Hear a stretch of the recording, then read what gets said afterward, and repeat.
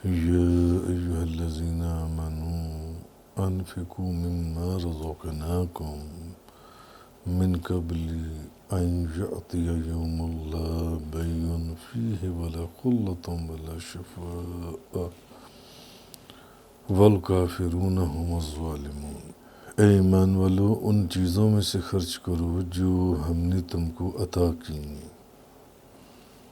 اس سے پہلے کہ وہ دن آ جائے جس میں نہ خرید و فروخت ہوگی، نہ کافروں کی کسی سے دوستی ہوگی، نہ کسی سے دوستی ہوگی کسی کی یعنی کافروں کی، اور نہ کفار کے لیے شفاعت ہوگی، اور کفار ہی ظالم ہیں، کفار ہی ظالم ہیں۔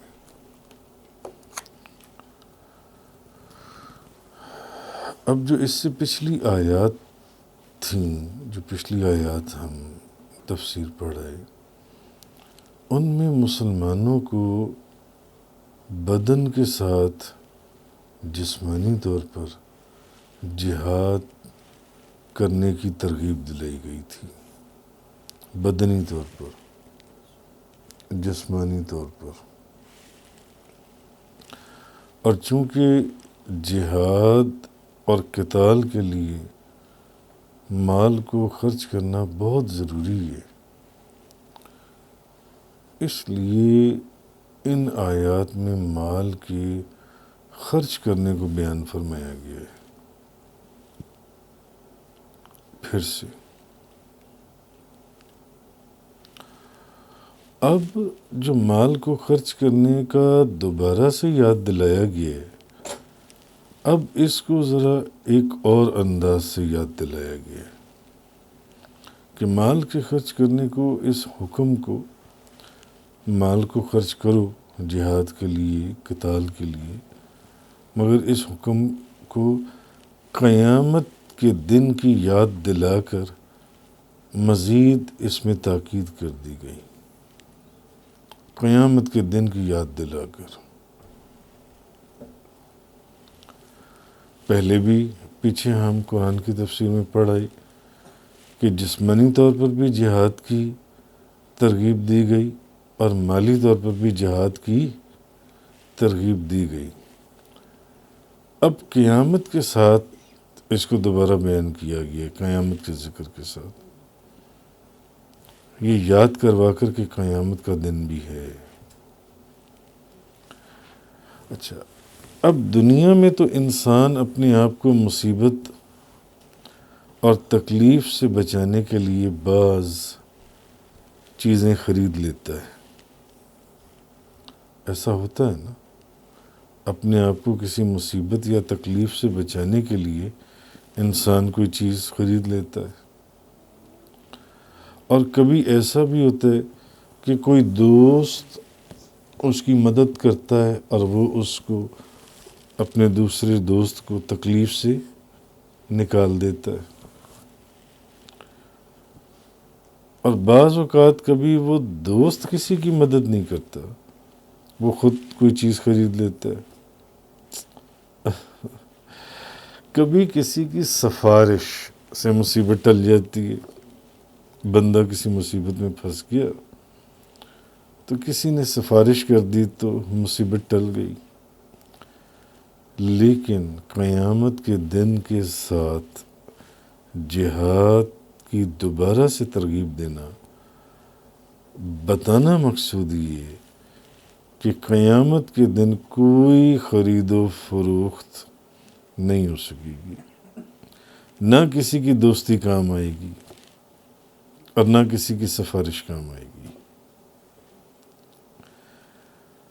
اس لیے ابھی سوچنے کا وقت ہے اور سمجھنے کا وقت ہے۔ اچھا، اب بظاہر تو اس آیہ مبارکہ سے ایسے لگتا ہے کہ قیامت کے دن کسی شخص کے لیے کسی شخص کی دوستی کام نہیں آئے گی، بظاہر تو اس آیت کے معنوں سے یہ محسوس ہو رہا ہے کہ قیامت والے دن کوئی کسی کے کام نہیں آ سکے گا، کوئی کسی کی مدد نہیں کر سکے گا، کوئی کسی کی سفارش نہیں کر سکے گا، کوئی کسی کو کسی مصیبت میں سے نہیں نکال سکے گا۔ یا ایھا الذین آمنوا، اے ایمان والو، انفقوا مما رزقناکم، اے ایمان والو ان چیزوں میں سے خرچ کرو جو ہم نے تمہیں دی ہیں، تمہیں عطا کی ہیں۔ من قبل ان یأتی یوم لا بیع فیہ ولا خلۃ ولا شفاعہ، اس سے پہلے کہ وہ دن آ جائے جس میں نہ تو تم کوئی چیز خرید و فروخت کر سکو گی اور نہ کسی کی دوستی تمہیں کام آئے گی اور نہ کوئی شفاعت ہوگی۔ جی، والکافرون هم الظالمون، اور کفار ہی ظالم ہیں۔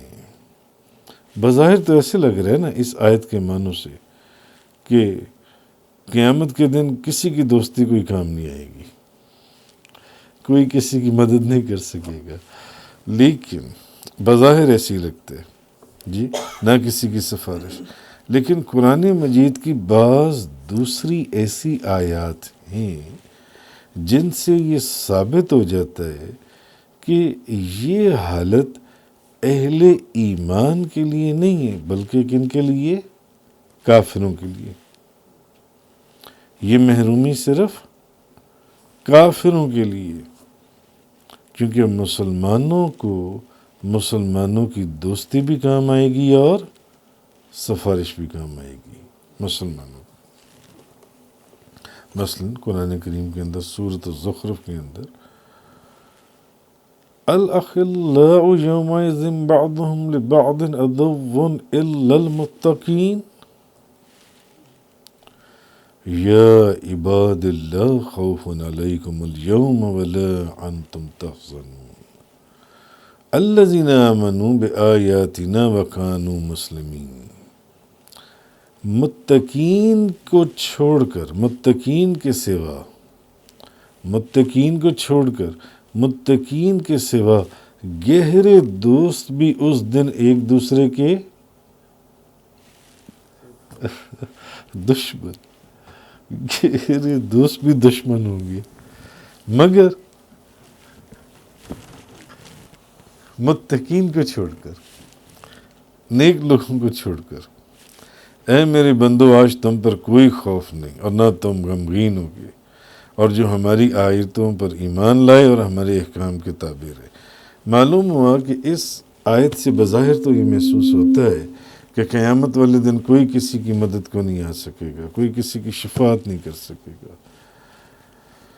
کوئی کسی کے کام نہیں آئے گا، کوئی کسی کی سفارش نہیں کرے گا۔ مگر قرآن کریم کی بعض دوسری آیات سے یہ ثابت ہوتا ہے کہ یہ صرف کفار کے لیے، مومنوں کے لیے نہیں ہے، مسلمانوں کے لیے نہیں ہے۔ شہداء کی شفاعت، حاجیوں کی شفاعت، صالحین کی شفاعت، اولیاء اللہ کی شفاعت، جی، حافظ قرآن کی شفاعت۔ ایک حافظ قرآن جو ہے وہ اپنے خاندان میں سے 10 ایسے لوگوں کی شفاعت کر کے ان کو جنت میں بھیج دے گا جن پر جہنم واجب ہو چکی ہوگی، حدیث میں۔ اسی طرح جیسے کہ ایک حدیث کے اندر ہے کہ حشر کے دن تمام انبیاء، رسل، اولیاء، علماء اور شہداء اللہ تعالیٰ کے جلال سے سہمے ہوئے ہوں گے، مگر اس دن ہمارے رسول اکرم نور مجسم صلی اللہ علیہ وسلم سجدہ ریز ہوں گے۔ اللہ تعالیٰ فرمائے گا، اے محمد اپنا سر اٹھائیے، آپ کہیے، آپ کی بات سنی جائے گی، آپ کہیے، آپ کی بات سنی جائے گی، آپ شفاعت کیجیے، آپ کی شفاعت قبول ہوگی۔ تو ایسی بے شمار احادیث مبارکہ آپ کو ملیں گی۔ تو اس سے یہ چیز ثابت ہوئی کہ یہ حکم جو ہے یہ کفار کے لیے، مومنوں کے لیے نہیں ہے۔ آیت نمبر 255 آیت الکرسی کا بیان۔ اللہ لا الہ الا ہو، اللہ کے سوا کوئی عبادت کا مستحق نہیں ہے۔ الحی القیوم، وہ زندہ جاوید ہے اور دوسروں کو قائم کرنے والا ہے۔ لا تأخذہ سنۃ ولا نوم، نہ تو اس کو اونگ آتی ہے اور نہ نیند۔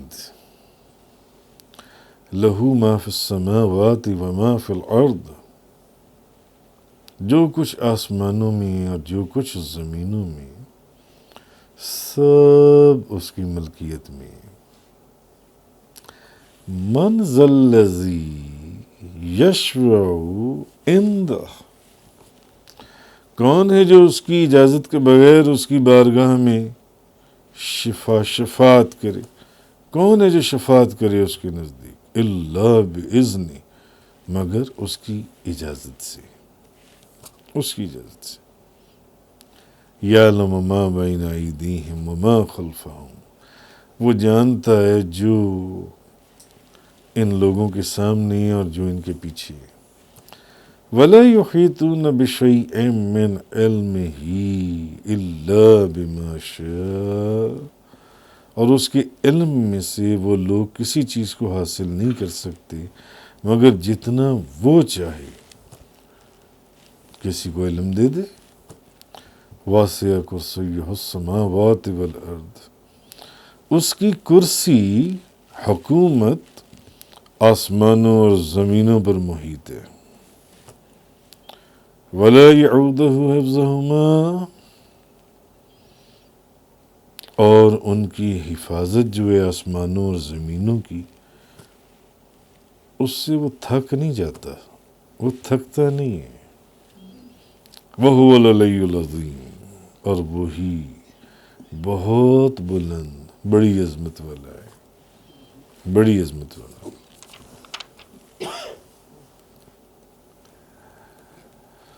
اچھا، اب اس سے جو پہلے آیات تھیں، ان آیات میں اللہ تعالیٰ نے یہ بتایا تھا کہ نجات کا جو دار و مدار ہے وہ انسان کے اعمال صالحہ پر ہے۔ نماز کا ذکر گزرا، روزوں کا ذکر گزرا، زکوٰۃ کا ذکر گزرا، حج کا ذکر گزرا، جہاد کا ذکر گزرا، ذکر کا ذکر گزرا، اور قیامت کے دن اس کا مال، اس کی دوستی اور کسی کی سفارش کام نہیں آئے گی۔ جو اب پچھلی آیت میں ہم نے جو پڑھا کہ تمام رسول، ان کے مراتب، درجات وہ مختلف ہیں۔ تمام رسول ایک سے بڑھ کر ایک فضیلت والی ہیں، لیکن تمام رسولوں کی دعوت اور ان کا پیغام ایک ہی ہے، اور ان کا دین واحد ہے، اور وہ یہ کہ اللہ کو مانو اور صرف اس کی عبادت کرو۔ تمام رسولوں کا پیغام ایک ہی تھا، تمام نبیوں کا پیغام ایک ہی تھا، اللہ کو مانو، اللہ کی عبادت کرو، بس۔ اچھا، اب یہ جو آیت الکرسی ہے، یہ اللہ تعالیٰ کی ذات اور اس کی صفات کے ذکر میں قرآن کی سب سے جامع آیت ہے۔ یہ جو آیہ مبارکہ ہے، اس کی ذات اور اس کی صفات کے حوالے سے قرآن کی زبردست آیت ہے یہ جو نسی ہے۔ اللہ کا ذکر ہوا اس کے اندر۔ آیت الکرسی کے فضائل سے پہلے جو احادیث کے اندر بیان ہوئے، مختصر اللہ کا ذکر ہوا۔ اب اللہ جو ہے یہ اس کا ذاتی اسم ہے یا صفاتی؟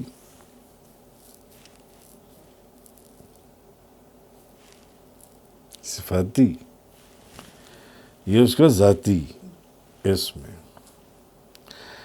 اس کا معنی یہ ہے کہ وہ ذات جو واجب الوجود ہو، تمام صفات کمالیہ کی جامع ہو، تمام ہر طرح کے نقص سے پاک اور بری ہو، اور عبادت کی مستحق ہے۔ اللہ کی ذات عبادت کی مستحق ہے۔ الحی، جو ہمیشہ سے خود زندہ ہو، خود سے زندہ ہے، اس کو کسی نے زندہ نہیں کیا، خود سے زندہ ہے۔ آپ کو کسی نے زندہ کیا ہے، وہ ہمیشہ سے از خود زندہ ہے، اپنی حیات میں زندہ ہونے میں وہ کسی کا محتاج نہیں ہے، اور کبھی اس پر موت نہیں آئے گی، کبھی اس پر موت نہیں آئے گی۔ قیوم، اللہ لا الہ الا هو الحی القیوم، جو از خود قائم ہو، خود سے، اس کو کسی نے قائم نہ کیا ہو، دوسروں اور جو خود سے بھی قائم ہو اور دوسروں کو بھی قائم کرنے والا ہو، بلکہ تمام کائنات کو قائم رکھے ہوئے ہو، تمام کائنات کو۔ اچھا، اس کو اونگ اور نیند سے وہ پاک ہے، نہ اس کو اونگ آتی ہے نہ اس کو نیند آتی ہے، جی۔ غفلت سے وہ پاک ہے، اللہ تعالیٰ کے لیے غفلت محال ہے۔ وہ اس عظیم کائنات کو پیدا کرنے والا، اس کا موجد اور اس کے نظام کو جاری رکھنے والا ہے۔ ہر آن، ہر لمحے کے اندر کائنات کے کسی ایک ذرے میں بھی اگر کوئی تبدیلی واقع ہو رہی ہے تو وہ اس کے علم میں ہے، کائنات کے کسی ایک ذرے میں، اور سب کچھ اس کی توجہ سے ہو رہا ہے۔ ایسا نہیں ہے کہ ہوا چلی اور پتے ہلنا شروع ہو گئے، ہوا بھی اس کی توجہ، اس کی مرضی سے چلی، پتے بھی، ہر چیز، کائنات کا ایک ذرہ بھی اگر اپنی جگہ سے اٹھتا ہے تو وہ اس کی توجہ کے اندر ہے، اس کے علم کے اندر ہے۔ پھر آسمانوں اور زمینوں کی ہر چیز اس کی ملکیت ہے۔ یہ آیت الکرسی کے فضائل بیان کرنے سے پہلے اس کی مختصر تفسیر ہے۔ آسمانوں اور زمینوں کی ہر چیز اس کی ملکیت ہے، تمام آسمانوں اور زمینوں کی مخلوق سب اس کے بندے اور اس کی ملکیت ہیں، ہر چیز اس کی قدرت اور اس کی مشیت کے تابع ہے، کائنات کی۔ اچھا، اب وہی بات کہ اس کی اجازت کے بغیر اس کے حضور شفاعت نہیں ہوگی، اس کی اجازت کے بغیر، جی۔ من ذا الذی یشفع عندہ الا باذنہ، کون ہے جو اس کی اجازت کے بغیر اس کی بارگاہ میں شفاعت کرے؟ تو اس کی اجازت کے بغیر اس کی حضور شفاعت نہیں ہوگی، اور اللہ تعالیٰ کی عظمت، اس کی جلالت اور اس کی کبریائی کا یہ تقاضا ہے کہ اس کی اجازت کے بغیر کوئی شخص اس کے حضور شفاعت نہ کر سکے، یہ اس چیز کا تقاضا ہے۔ حشر کے دن شہداء شفاعت کریں گی، حاجی شفاعت کریں گی، اولیاء شفاعت کریں گی، حافظ قرآن شفاعت کریں گی، انبیاء اور رسول شفاعت کریں گی، تاجدار دو جہاں شاہ سوار اللہ مقام، مالک زمین و آسمان، جن کو خدا نے زمین اور آسمان کا مالک بنایا، وہ بھی شفاعت کریں گے، مگر سب اس کی مرضی اور اس کے اذن سے شفاعت کریں گے، اس کی مرضی سے شفاعت کریں گے۔ اس کا علم ہر چیز کو محیط ہے، لوگوں کو بس اتنا ہی علم ہے جتنا اس نے جس کو دینا چاہا اتنا علم دے دیا۔ اللہ تعالیٰ کا جو علم ہے وہ تمام کائنات کے ماضی، حال، مستقبل کو گھیرے ہوئے ہے۔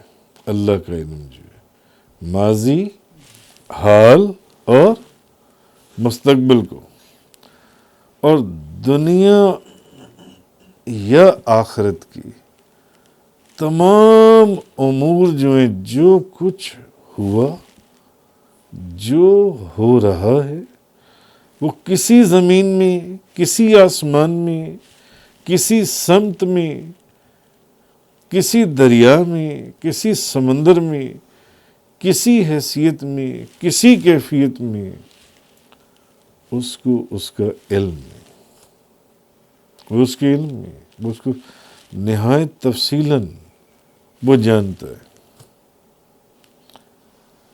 اس کو جس کی مثال علماء نے یہ دی ہے کہ اس کو ایک ذرے کا علم بھی غیر متناہی وجہ سے اس کو حاصل ہے، اس کو ہوتا ہے۔ مثلاً ایک ذرے کو کتنے انسانوں،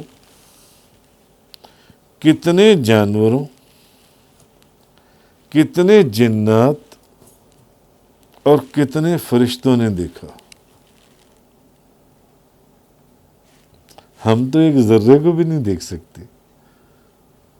چلو پتھر کی مثال سمجھ لو، پتھر تو نظر آ جائے گا نا، اینٹ نظر آ جائے گی۔